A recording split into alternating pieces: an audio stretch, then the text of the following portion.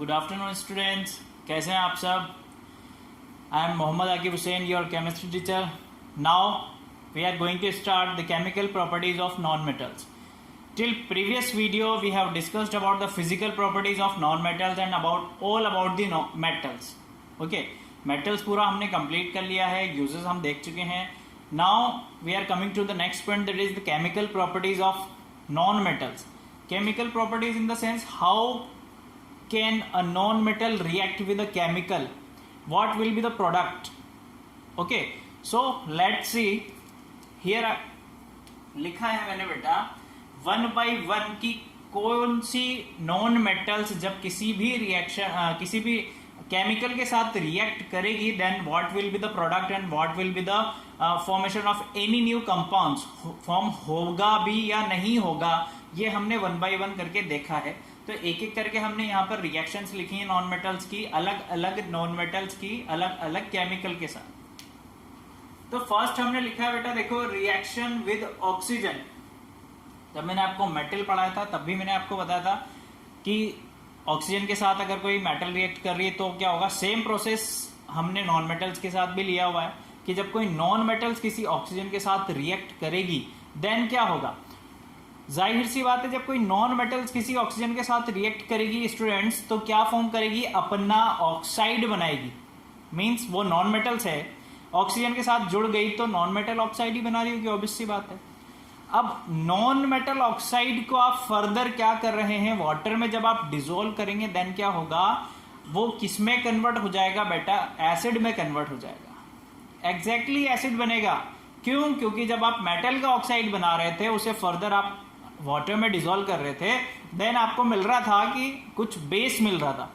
और हम कह रहे थे कि जितने भी मेटल ऑक्साइड होते हैं that's are basic in nature. But in case of non metals, if you further add non-metal oxide in water, then you will get that acid. So we can say that all the non-metals are acid or neutral in nature. Are you getting my point? I am not saying that all the non-metals are only acidic.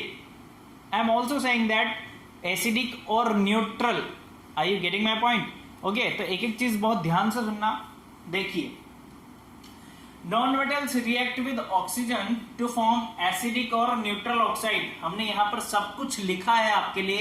You can easily write your notes from this side and मैं आपको इसका pick भी दे दूंगा तो आप notes बना सकते हैं उससे भी. पर आप यहाँ पर समझिए बेटा, हमने लिखा क्या, एक एक चीज हमने यहाँ पर लिखी हुई है कि जब कोई नॉन मेटल्स ऑक्सीजन के साथ रिएक्ट करेगी तो वो क्या देगा, अपना एसिडिक ऑक्साइड बना लेगी या फिर न्यूट्रल ऑक्साइड बना लेगी. कैसे बनाती है वो देखो.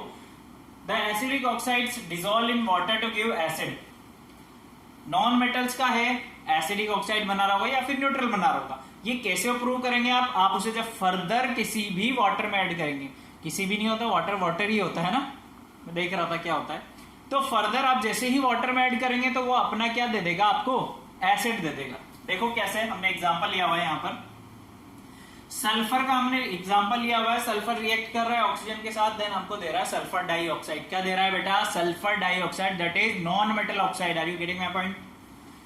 सल्फर डाइऑक्साइड को फर्दर मैंने रिएक्ट करवाया वाटर के साथ, या आप कह सकते हैं मैंने फर्दर डिसोल्व कर दिया वाटर में. देन आपको क्या मिला है, हाइड्रोजन सल्फाइड मिला है आपको, है ना. That is acid in nature. आप क्या करो, या तो सल्फर ट्राइऑक्साइड को जैसे ही आप वाटर में डिसॉल्व करोगे तो सल्फ्यूरिक एसिड मिल जाएगा. मींस कुल मिला के किसी भी नॉन मेटल्स का ऑक्साइड हो, आप फर्दर उसे क्या कर रहे हो, वाटर में डिसॉल्व कर रहे हो, तो आपको डेफिनेटली क्या मिलेगा स्टूडेंट्स, एसिड ही मिलने वाला है.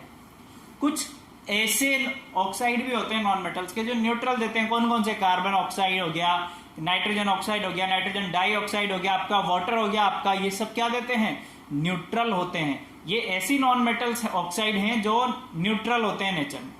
Is that clear. First point समझ में आया आपको, फर्स्ट प्रॉपर्टी आपको समझ में आ गई होगी आई होप. देखो हमने यहाँ पर लिखा हुआ भी है students, some oxides neutral in nature, that is CO, NO, NO2, H2O. हमने लिखा हुआ है.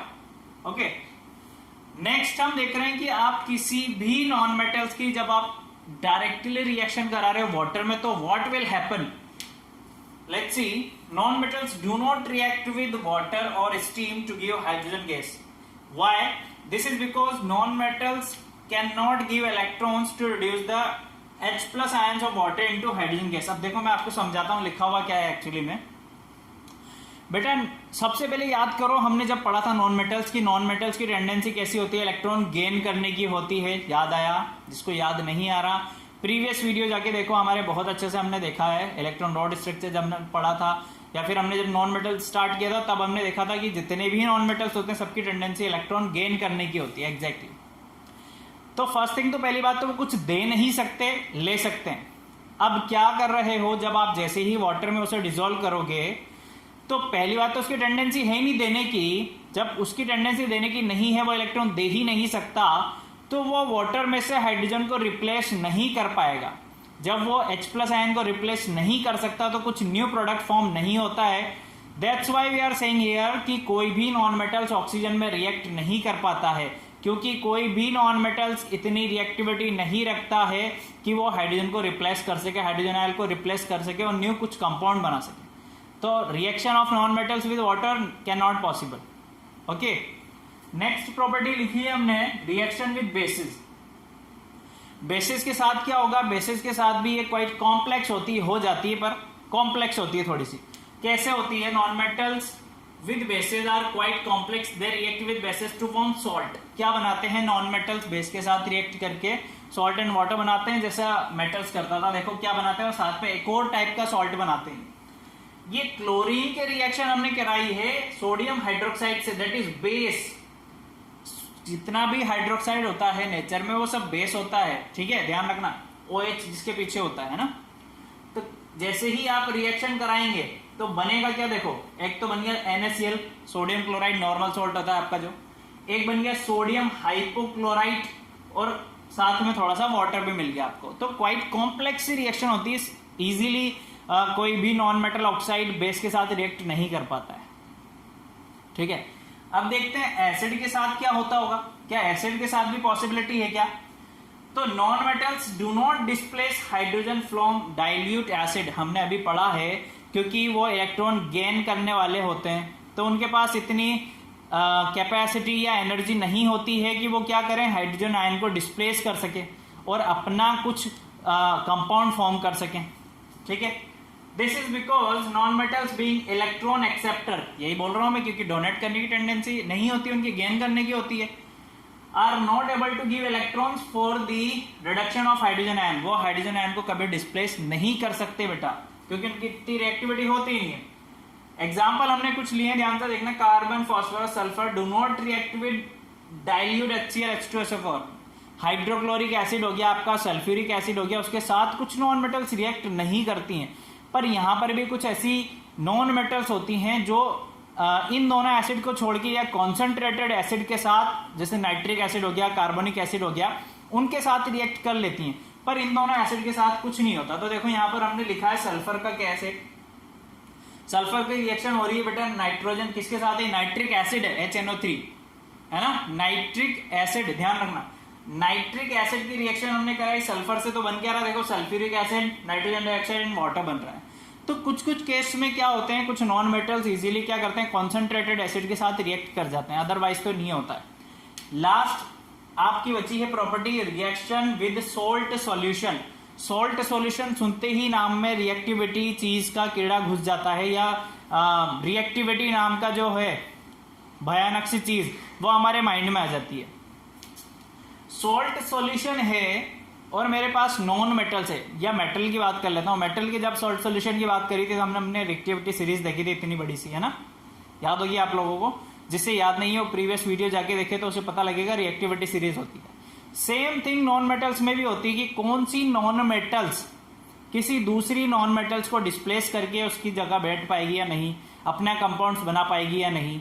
तो यहां पर भी रिएक्टिविटी होती है कि ज्यादा रिएक्टिव मेटल नॉन मेटल कम रिएक्टिव नॉन मेटल्स को क्या करे, डिस्प्लेस कर दे और अपना कंपाउंड फॉर्म कर ले, किसमें से, उसके सॉल्ट सॉल्यूशन में से।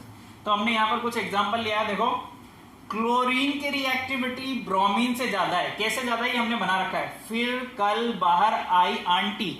इसे लर्न करने की ट्रिक होती है बेटा, क्या लिख देता हूं मैं, देखो फिर कल बाहर आई आंटी।